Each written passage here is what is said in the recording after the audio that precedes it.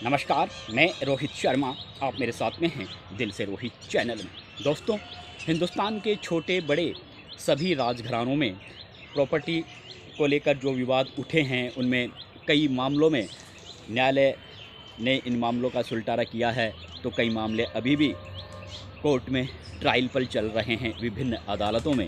लेकिन राजस्थान का ही नहीं कहूँगा, बल्कि हिंदुस्तान का भरतपुर राजघराना एक ऐसा राजघराना जिसने कभी भी विदेशी आक्रांता, चाहे वो मुग़ल साम्राज्य के ताकतवर कई शासक रहे हों, चाहे औरंगज़ेब जैसे शासक रहे हों, उनके शासकों के सामने भरतपुर राजघराने के पूर्व राजाओं ने घुटने नहीं टेके, उनके दांत खट्टे किए और उन्हें भरतपुर से भगा दिया। इस तरह एक ताकतवर राजघराने के नाम से भरतपुर राजघराना जाना जाता है पूरे हिंदुस्तान भर में, और इकलौता राजघराना है जिसने कभी भी विदेशी आक्रांताओं के सामने घुटने नहीं टेके। तो लेकिन आज भरतपुर के पूर्व महाराजा, जो वर्तमान में सबसे वरिष्ठ सदस्य हैं, विश्वेंद्र सिंह, जो गहलोत सरकार में, पिछली गहलोत सरकार में कैबिनेट मंत्री भी रह चुके हैं, आज उन्हें भरण पोषण के लिए कोर्ट में जाना पड़ा। भरण पोषण का हक प्राप्त करने के लिए अपनी पत्नी और बच्चे से। वो एक विचित्र सी बात हमें दिखती है, गले उतरने वाली बात नहीं दिखती, क्योंकि हमने देखा है विश्वेंद्र सिंह भी काफ़ी मजबूत ताकतवर राजनेता हैं। हमने ये भी देखा है, चाहे राजस्थान विधानसभा हो और चाहे वो विधायक बने हुए हों, चाहे सांसद रहे हों या नहीं रहे हों, चाहे विधायक रहे हों या नहीं रहे हों, उनके भरतपुर और आसपास के ज़िलों में वैसे ही दबंगाई रहती है। उनकी अपनी एक अलग सरकार चलती है। लेकिन अब जिस तरह से वो हमें बेबस नज़र आए हैं, जिस तरह से असहाय नज़र आ रहे हैं, तो भरतपुर के लोग भी काफ़ी विचलित हैं, काफ़ी परेशान हैं। भरतपुर ही नहीं, बल्कि आसपास के ज़िलों के लोग भी ये सोच रहे हैं कि आखिर चल क्या रहा है भरतपुर राजघराने में।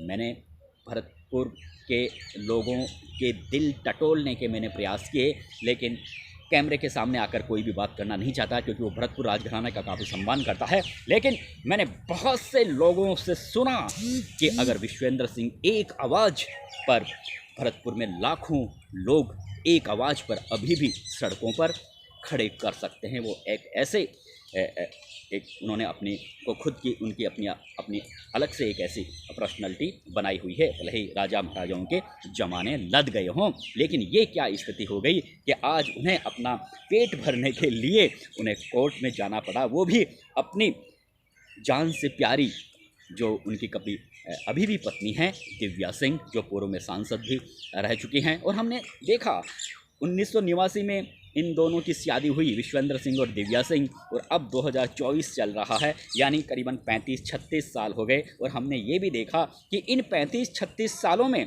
अगर हम पिछले 4-5 साल हटा दें तो 30 साल तक दोनों पति पत्नियों के बीच में बहुत अच्छे मधुर संबंध रहे, बहुत अच्छे पवित्र रिश्ते रहे। और हमने ये भी सुना है कि जितना पर्सनैलिटी विश्वेंद्र सिंह की है, उतनी ही दिव्या सिंह भी काफ़ी पॉपुलर है भरतपुर की पब्लिक में। लोग कहते हैं दिव्या सिंह काफ़ी साफ़ सुथरी महिला हैं, उलझी हुई महिला नहीं हैं, काफ़ी सौम्य सरल हैं और बिल्कुल खुले दिमाग की वो महिला हैं। लेकिन अब जिस तरह से विश्वेंद्र सिंह और उनके बीच में जो दरारें आई हैं, जिस तरह का विवाद उठा है, उसको लेकर लोग परेशान हैं। लोग ये मानने को तैयार ही नहीं हैं कि आखिर इन दोनों जो पति पत्नी, जो काफ़ी हैंडसम हैं, स्मार्ट हैं, और जो एक दूसरे का उन्होंने कई मोर्चों पर खुलकर साथ दिया, समर्थन किया, साथ साथ एक घर में टेबल पर बैठकर खाना खाए, आखिर अब इतनी दूरियां कैसे हो गई?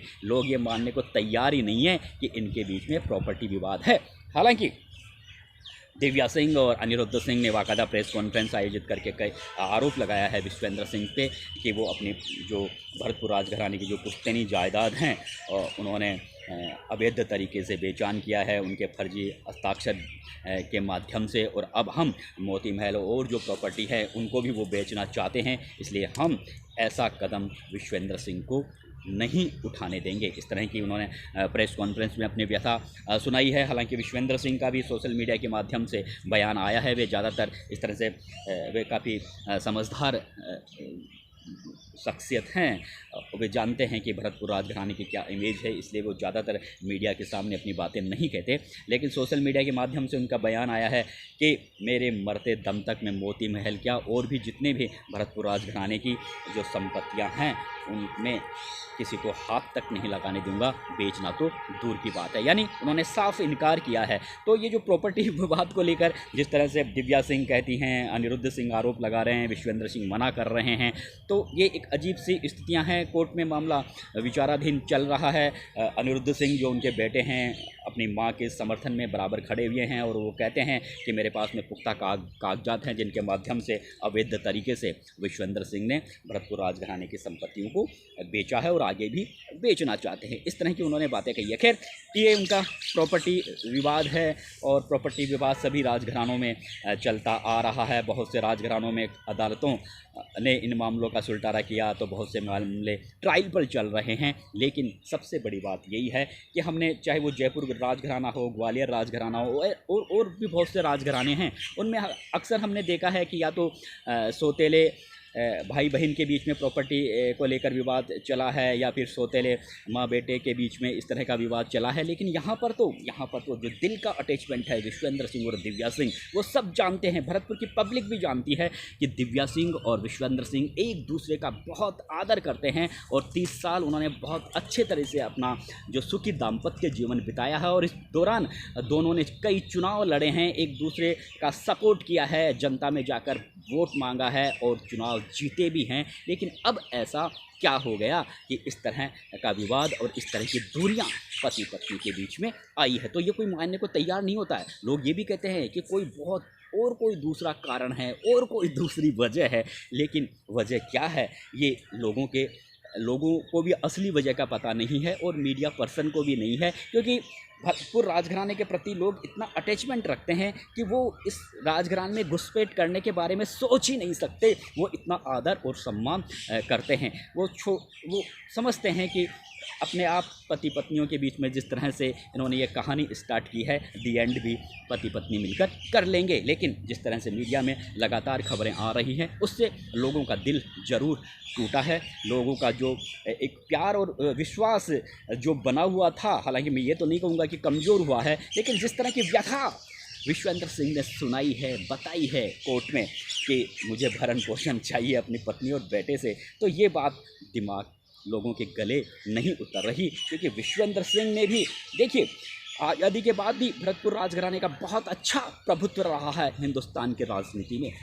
आज़ादी के बाद, आज़ादी से पहले तो यहाँ के किस्से आप सबको पता ही है। महाराजा सूरजमल, जिन्होंने कई बड़े बड़े सुरमाओं के विदेशी आक्रांताओं के दांत खट्टे किए थे, घुटने नहीं टेके थे, उनके पिता ने भी इसी तरह से कारनामा किया था। इसलिए भरतपुर राजघराना पूरे हिंदुस्तान भर में ताकतवर दबंगाई की वजह से और राष्ट्रभक्ति की वजह से जाना जाता है। और आज़ादी के बाद भी जब राजा महाराजाओं के दिल चले गए, उसके बाद में भी हमने देखा है 1952 में और 1967 में भरतपुर राजघराने के सदस्यों ने जब लोकसभा का चुनाव लड़ा तो जीते भी। हालांकि कुछ मौक़ों पर हार का भी सामना करना पड़ा, चाहे वो 1962 हो, 1967 हो, 1971। इन 3 चुनावों में भरतपुर राजघराने के सदस्य हारे भी हैं। लेकिन हमने ये भी देखा कि विश्वेंद्र सिंह ने 1989 में राजेश पायलट जैसे नेता को उन्होंने तो भरतपुर लोकसभा सीट से हराया था। विश्वेंद्र सिंह उस समय जनता दल से जीते थे और बाद में उन्होंने भारतीय जनता पार्टी के टिकट पर 1999 में और 2004 में लगातार वे 2 बार भरतपुर के सांसद रहे। इस दौरान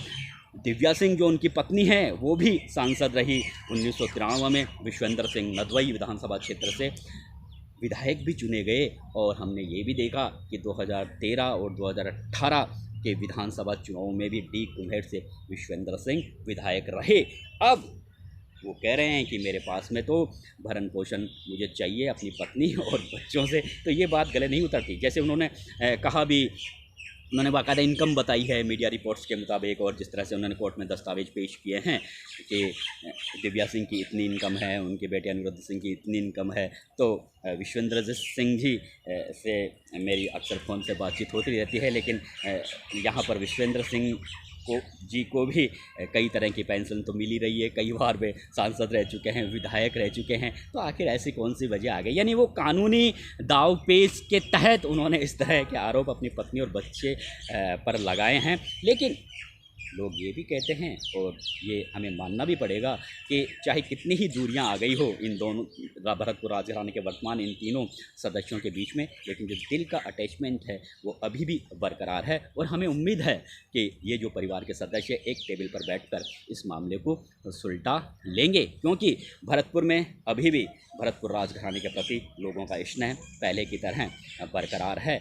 अगर इसी तरह से क्रम चलता रहा तो अनिरुद्ध सिंह जो उनके बेटे हैं, सचिन पायलट के काफ़ी करीबी बताए गए हैं, लोगों का कहना है कि विश्वेंद्र सिंह की छत्र छाया में ही अनिरुद्ध सिंह का जो पॉलिटिकल कैरियर आगे गति पकड़ सकता है। अन्यथा अगर वो इस तरह से अपना आचरण और व्यवहार रखेंगे तो फिर भरतपुर की पब्लिक उन्हें नकार भी सकती है। लेकिन मैं एक बार फिर कहता हूँ कि जो दिव्या सिंह है भरतपुर जो विश्वेंद्र सिंह की पत्नी, उनको एक बहुत सुलझी हुई महिला भरतपुर के लोग बताते हैं और कहते हैं कि बहुत अच्छी महारानी हैं, बहुत दिल की काफ़ी साफ़ सुथरी हैं, अच्छी हैं। इसलिए कोई ये मानने को तैयार ही नहीं होता कि पति पत्नी के बीच में आखिर इन 4-5 साल में ऐसा क्या बहुत बड़ा कोई कारण विषय बना है जिसकी वजह से दूरियां आई है, ये लोगों के समझ में नहीं आ रही है। लोग प्रॉपर्टी विवाद तो खैर चलता रहता है, लेकिन अब ये जो दूरियां आई है इसमें बहुत से लोग कहते हैं कि कोई और कुछ वजह हो सकती है,